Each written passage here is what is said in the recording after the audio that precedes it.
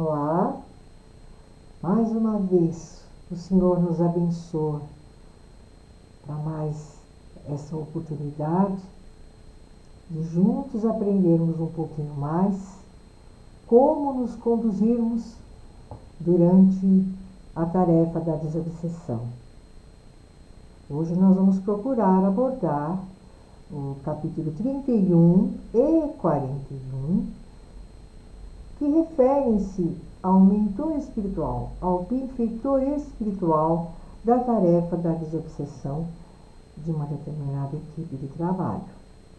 Então nós vamos convidar a todos a fecharem seus olhos e juntos em um só coração e um só pensamento, pedimos ao Senhor que nos dê permissão para darmos por início nosso estudo da noite dessa obra maravilhosa de André Luiz, que muito tem nos auxiliado a nos conduzirmos melhor durante as nossas tarefas.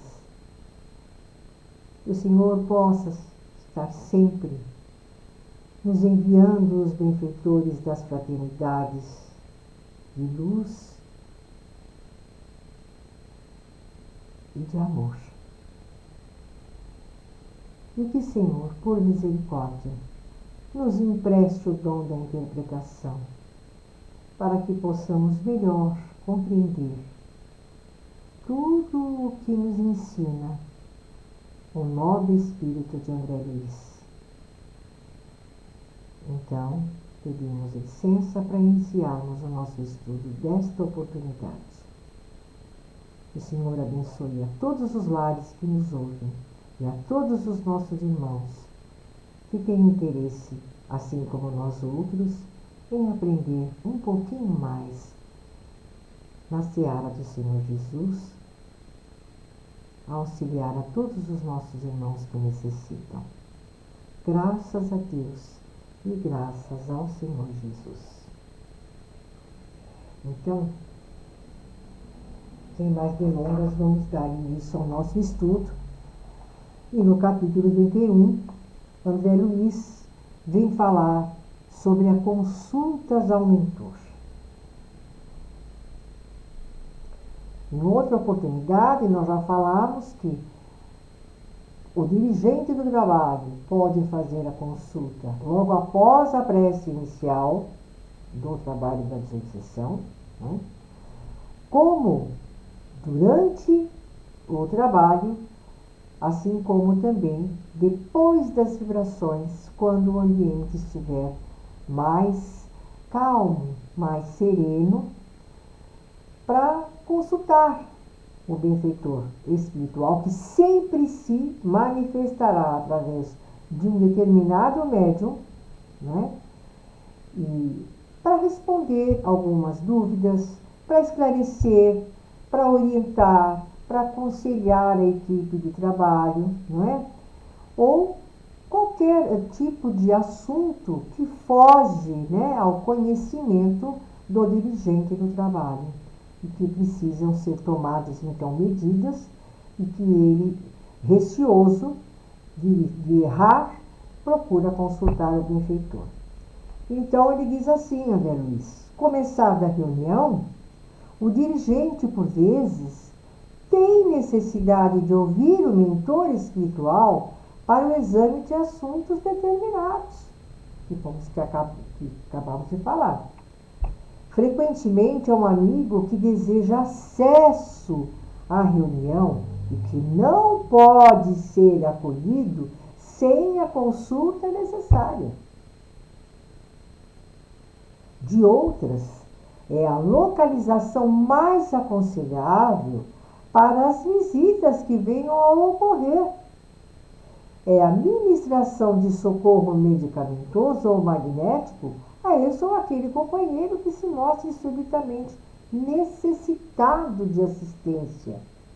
Ou é a pergunta inevitável e justa em derredor de problemas que sobrevenham no mecanismo da equipe. Ou pedido de cooperação em casos imprevisíveis. Que não é? Às vezes acontece, não é? Então ele é bem claro aqui.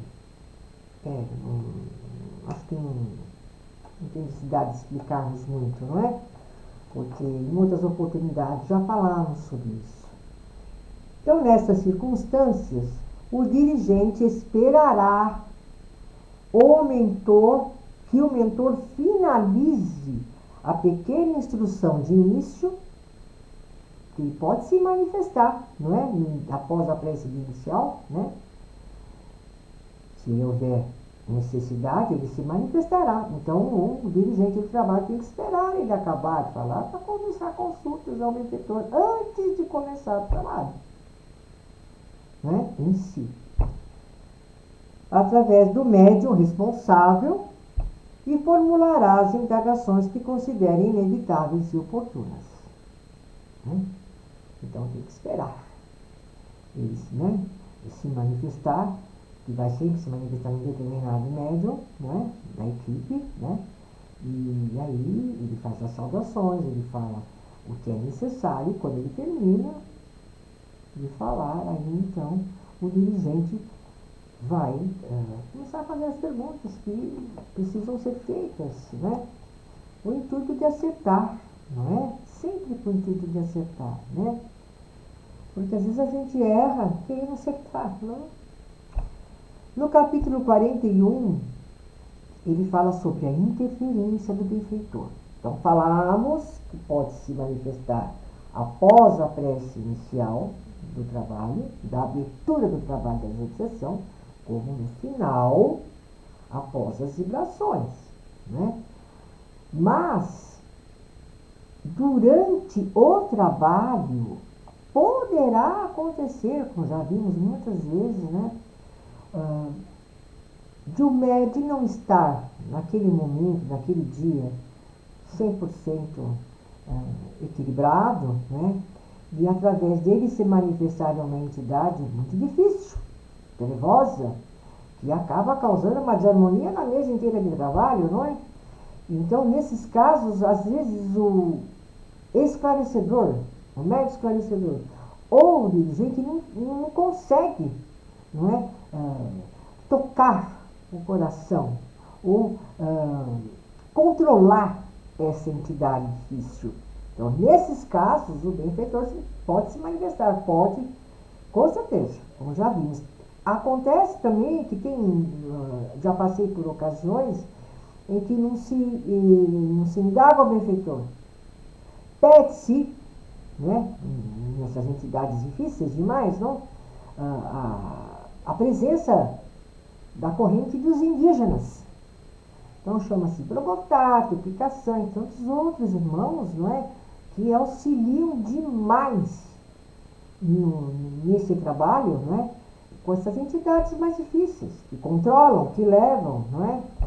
E que também podem se manifestar, entende? Mas só nesses casos, né? Porque na maioria das vezes o esclarecedor e o dirigente está sendo, né, inspirado pelo seu próprio benfeitor espiritual, né? Ou pelo mentor do trabalho também, né?